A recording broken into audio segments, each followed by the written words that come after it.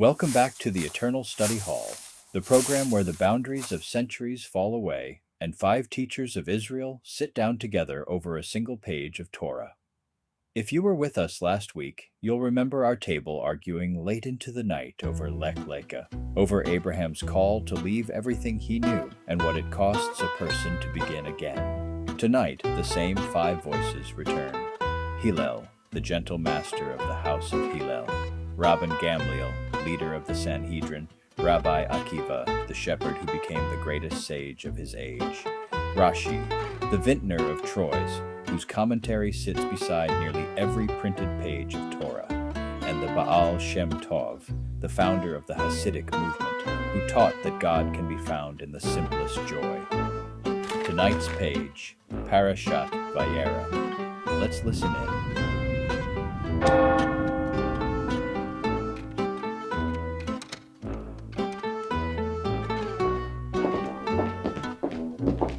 Peace to this table. I confess I have been waiting all week to return to this scene. Abraham sitting at the entrance of his tent in the heat of the day, only 3 days after his own circumcision, and still he runs toward 3 strangers on the road. Peace, Hillel. And you are right to begin there with the running. The verse tells us twice that he ran. Vayarotz likratam, and he ran to meet them. And I have always understood the text to be teaching us something about eagerness. Not eagerness to be rid of guests, eagerness to reach them. It is a small detail with enormous legal consequence, Rashi. From this single scene, our sages built an entire category of obligation, Hachnasat Orkim, the welcoming of guests. Abraham does not wait for the strangers to ask. He does not even know, at first, that they are angels. He sees 3 dusty men on a road and treats the uncertainty itself as a reason to act quickly. And that is precisely why I love this page more than almost any other in the whole Torah. Forgive me, friends. I know I say that about several pages, but consider what our tradition dares to say here. That welcoming these guests was, for Abraham, greater than receiving the divine presence itself. God had just appeared to him. The text opens with Vayera Elav Hashem, and the Lord appeared to him. And Abraham, mid-revelation, excuses himself to go run after 3 ordinary-looking travelers. Our sages learned from this that hospitality to guests outranks even standing before the presence of God. But you see, my dear Akiva, I do not think Abraham experienced this as a choice between 2 things at all. That is the mistake we make when we read it from the outside, as if Abraham had to weigh God on one side of a scale and 3 tired travelers on the other. Say more, Baal Shem Tov. I sense a story coming. Always a story, Hillel. You know me well by now. Here is what I believe. For a man like Abraham, God's presence had not left the tent at all. It simply put on the clothing of 3 dusty strangers and asked to be given a little water and a place to rest. When Abraham ran to them, he did not run away from the divine presence. He ran toward it, because he had learned to see the sparks of the infinite hiding inside the most ordinary faces on the most ordinary road. That is a beautiful reading, and I do not think it contradicts the plain text so much as it deepens it. Though I will say, in my own commentary, I was careful to note something practical here too. Abraham asks the angels to wash their feet before he asks them to eat, because he assumed from their appearance that they were desert wanderers who worshipped the dust of their feet as idols, and he did not want idolatry brought under his roof. Ever the details, Rashi. Someone at this table has to attend to them. Gamliel or Akiva will have us floating in mysticism before the meal is even served. Fair enough, but I want to return to something practical of my own. Abraham does not simply feed his guests a crust of bread. He runs to Sarah and asks for 3 seah of fine flour, an enormous quantity, far more than 3 men could eat. He runs to the herd himself and selects a choice, tender cow. He stands over them while they eat. The text says, like a servant. This is a wealthy man, head of a great household, waiting on strangers with his own hands. That, Gamliel, is the entire heart of the matter for me. You could give a guest the smallest portion, offered with your whole heart, and honor them more than a king's table given with a curled lip. I was once asked by a man to teach him the whole of the Torah while he stood on 1 foot. We know this story well, Hillel. You have told it to us before in this very hall. And I will tell it again, because Abraham's tent is the story lived out before I ever said the words. What is hateful to you, do not do to your fellow. The rest is commentary. Go and learn it. Abraham did not wait to see whether these 3 men deserved a meal. He simply imagined arriving at someone's tent himself, hungry from the road, and gave the strangers what he himself would have wanted. And yet, Hillel, I would add only this. Abraham did not merely calculate what he would have wanted. He felt what they needed in his body before his mind had finished the thought. That is the difference between a good law and a full heart. The law can be taught on 1 foot. The feeling that makes a man run in the heat of the day, that can only be caught like a flame pass from one candle to another. Which is why our sages did not simply admire Abraham's hospitality. They built it into law precisely so that ordinary people who may never feel the fire the way Abraham felt it would still be carried by the structure toward the same act. The law is the riverbed. The love is the water. Without the riverbed, the water runs everywhere and settles nowhere. Beautifully put, Akiva. And if I may, this is also why the text lingers so long on these small details. Torah rarely spends this many verses on a single meal. When it slows down this much, it wants us to slow down with it and notice what greatness looks like when no one except a few strangers and a wife inside a tent are watching. And then, in the middle of this meal, one of the visitors says something extraordinary. That within the year, Sarah, 90 years old, will have a son. And Sarah, listening from inside the tent, laughs. Ah, the laughter. I have always loved Sarah's laughter, even though our tradition treats it at first almost as a fault. She laughs inwardly, Vatitzchak Sarah Bekirba, and says to herself, after I have grown old, shall I have this pleasure, and my husband is old also. Who among us, hearing such news at 90 years, would not laugh? And yet notice, Baal Shem Tov, that when God relays her laughter back to Abraham, the wording changes slightly, softened for the sake of peace between husbands and wife. Sarah said, "My husband is old." But when God repeats it to Abraham, the text has her ask only about herself. Shall I, who am old, truly bear a child? Our sages learned an entire principle of conduct from this small edit, that peace between 2 people is worth more than perfect precision, even when God himself is speaking. That teaching alone could occupy a lifetime of practice, Rashi. How many households have been wounded by a truth spoken too exactly at the wrong moment, without the softening God himself was willing to add? It is one of the boldest verses in the whole Torah, if you sit with it. God is willing to alter the plain report of what was said, not to lie, but to preserve shalom bayit, peace in the home. I have taught for years that love of neighbor is a great encompassing principle underlying the whole Torah. Here we see the Torah itself practicing what it asks of us.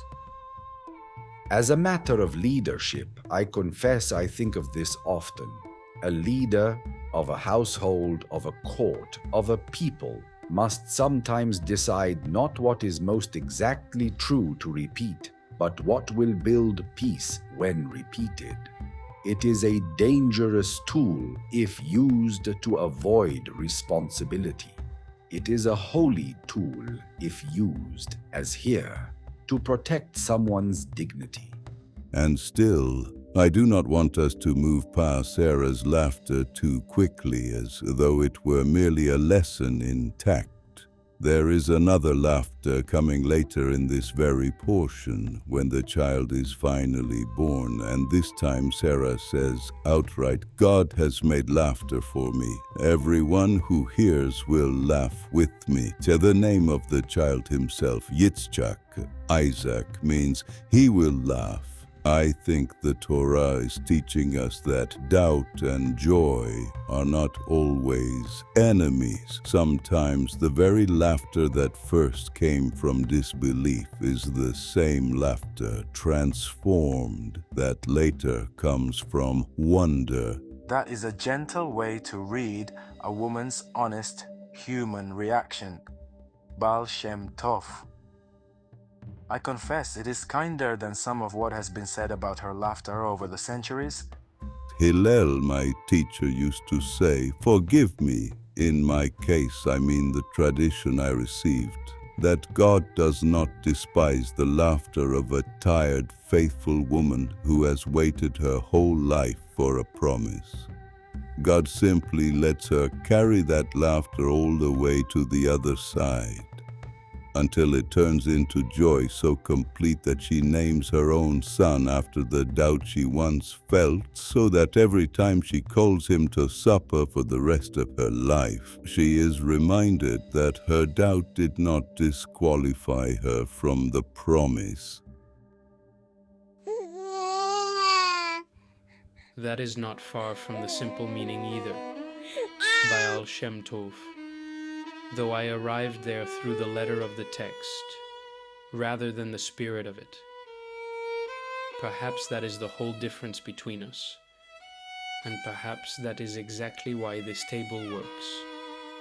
From a tent full of laughter, the portion turns without warning to one of the gravest scenes in the whole Torah. God resolves to destroy Sodom and Gomorrah for their wickedness, and Abraham, astonishingly, argues with God to spare them. I have never stopped being amazed by this scene, Gamliel, in all my years of teaching it. A created being standing before his creator says, and I paraphrase only slightly, "Will you sweep away the righteous with the wicked? Shall not the judge of all the earth do justly?" He does not simply accept the decree, he bargains. 50 righteous people, he says, then 45, then 40, down to 10. And what strikes me most, Akiva, is not only that Abraham argues, but that God allows it, invites it almost. The text says God debates, "Shall I hide from Abraham what I am about to do?" As though God wanted a partner in this decision, not merely a subject who receives it.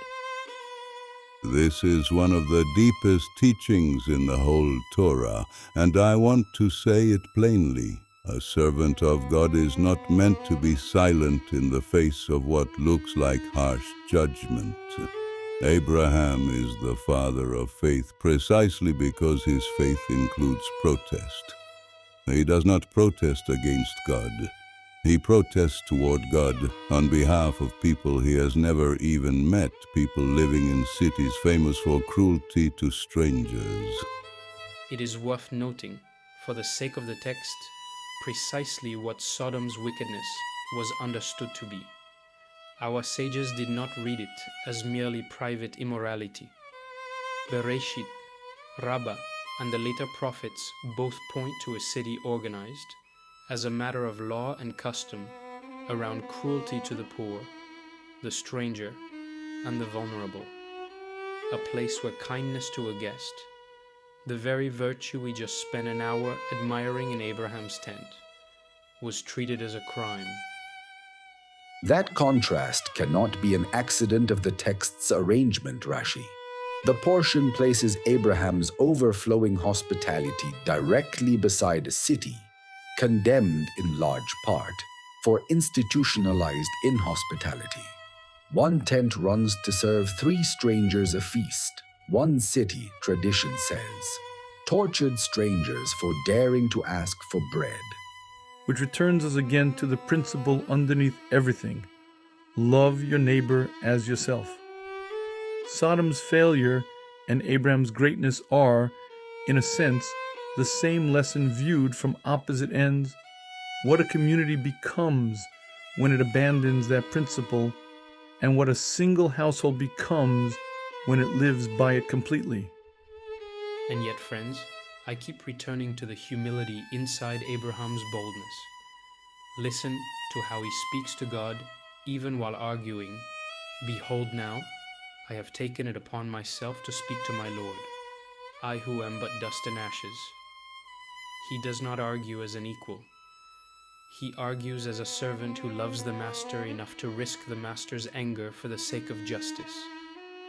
That, Hillel, is the model for every true tzaddik who has come after him. Not a man who is certain he is right and shouts it, a man who trembles at his own boldness and argues anyway because the people he is arguing for cannot argue for themselves. And when the number reaches 10, Abraham stops.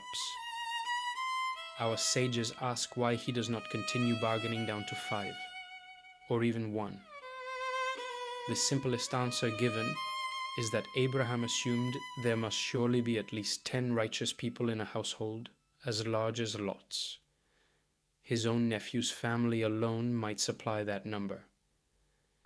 He had no way of knowing the count would fail even there. And fail it does. 10 righteous people cannot be found. The cities are destroyed. 2 angels arrive in Sodom and are received by Lot, who, to his credit, repeats something of his uncle Abraham's hospitality, insisting the visitors stay under his roof rather than sleep in the town square, because he knows the square is not safe for strangers there. It is one small ember of Abraham's fire, still burning faintly in his nephew, even in a city that has otherwise gone entirely dark. And it is enough in the end to save Lot's household, though not the cities themselves. The angels urge them to flee before the destruction and warn them, do not look back. Do not look back. Of everything in this portion, this is the line I return to most often in my own teaching. Lot's wife looks back at the burning cities and becomes a pillar of salt. Our sages ask why salt specifically, and one answer given is that she had sinned at the meal before the angel's arrival by withholding salt from the guests, unwilling to share even that small thing with strangers. Measure for measure, she becomes the very thing she refused to share. That is indeed one midrashic reading, yes. A fitting measure for measure punishment, tying her fate back to the theme of hospitality that runs through this whole portion.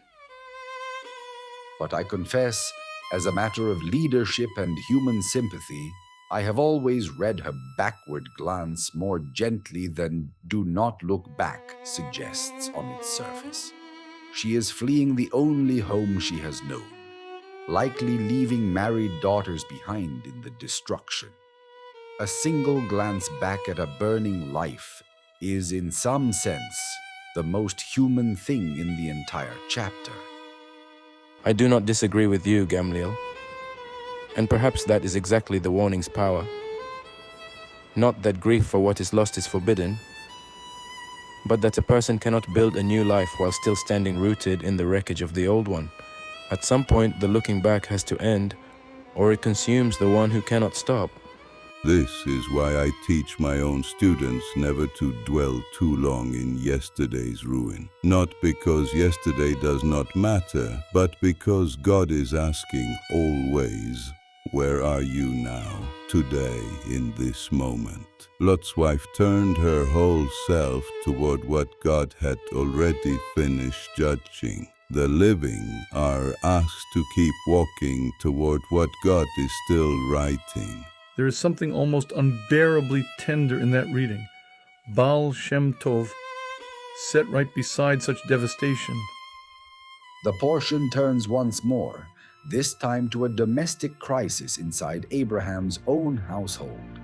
Sarah insists that Hagar and her son Ishmael be sent away, and the text tells us plainly that the matter distressed Abraham greatly.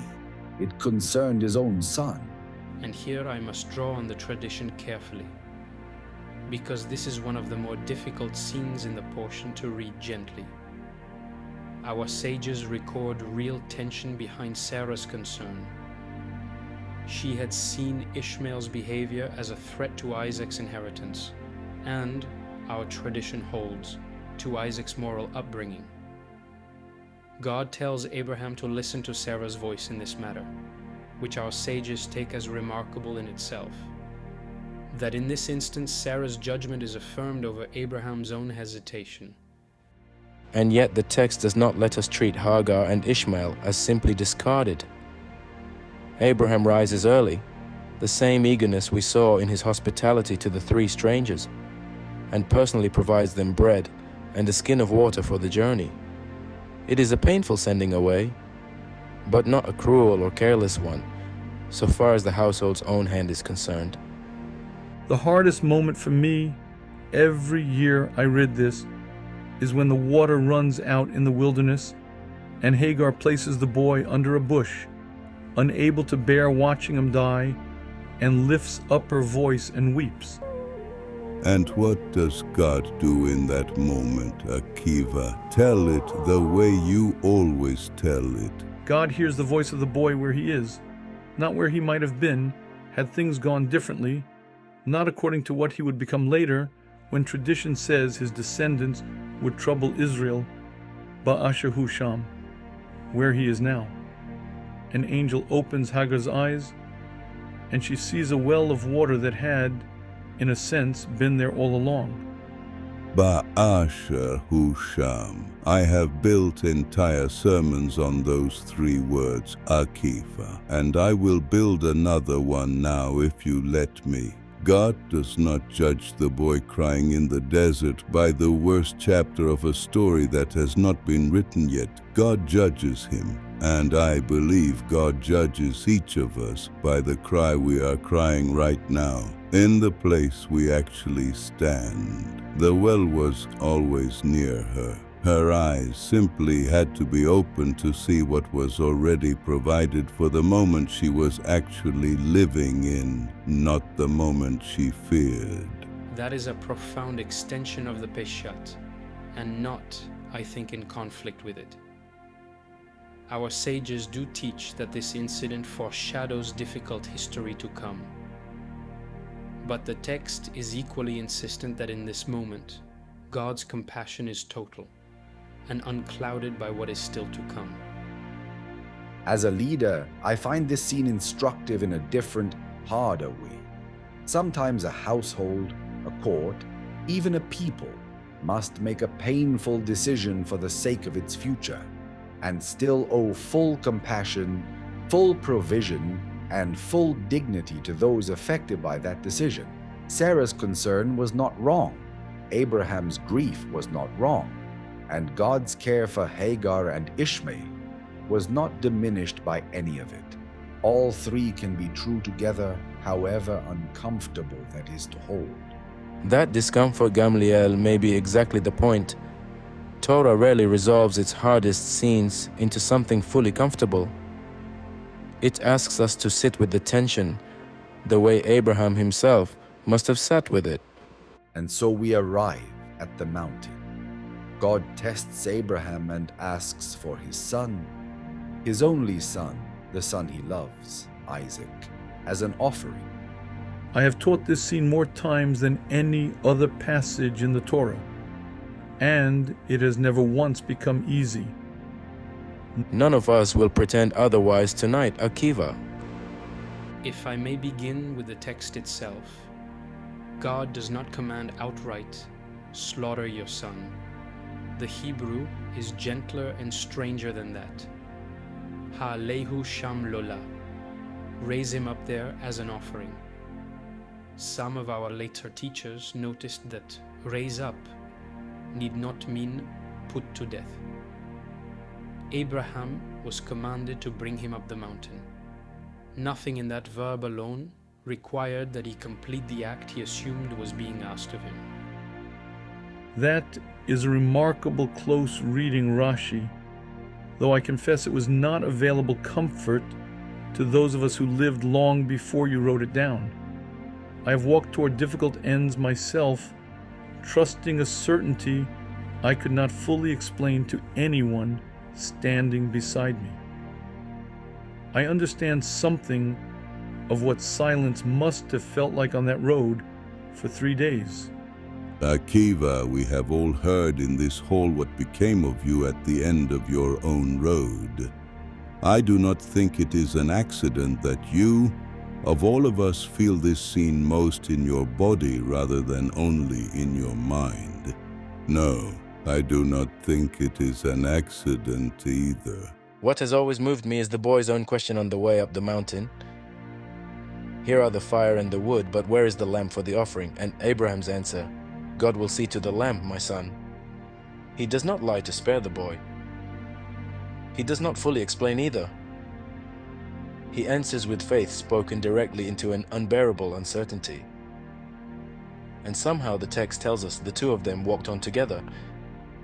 As a matter of leadership, I have always thought Abraham's silence through most of this story is as instructive as his words at Sodom were.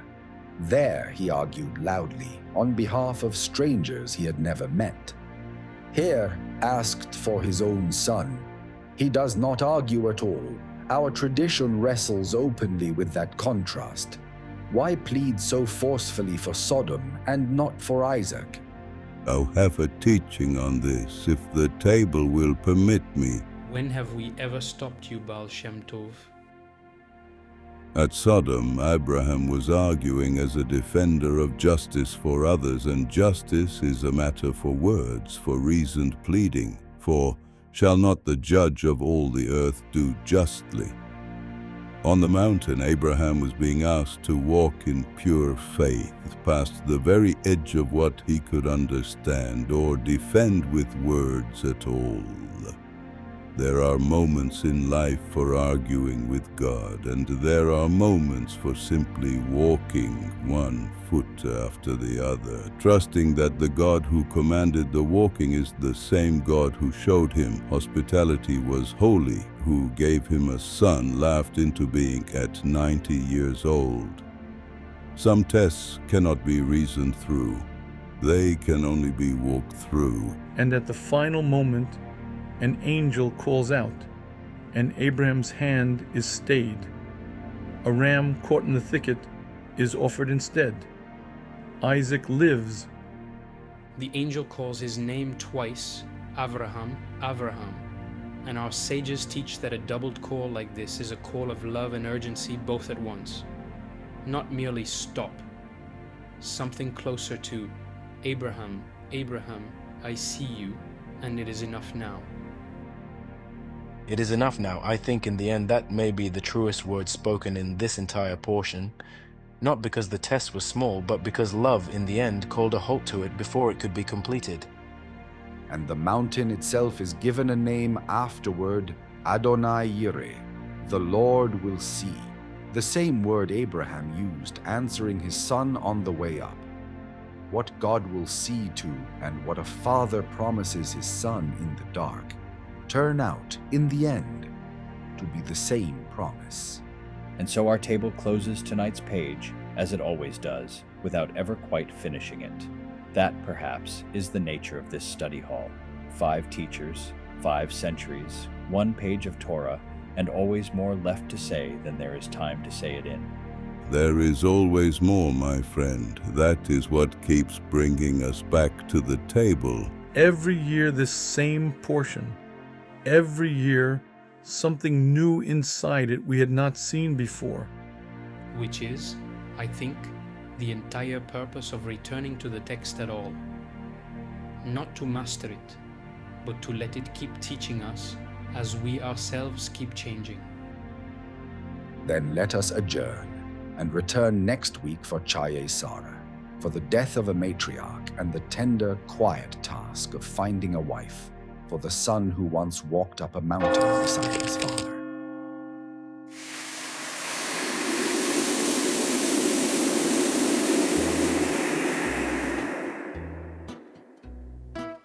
Until then, go and learn.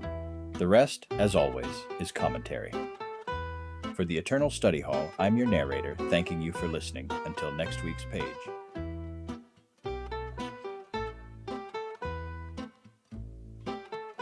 This is an entirely imagined conversation.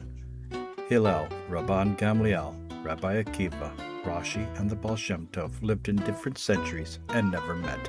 Every teaching, voiced by each character, is drawn from or closely modeled on that sage's actual recorded teachings. The connecting conversation, reactions, and relational dynamics between them are fictional and created by this drama. This program is a work of imagination.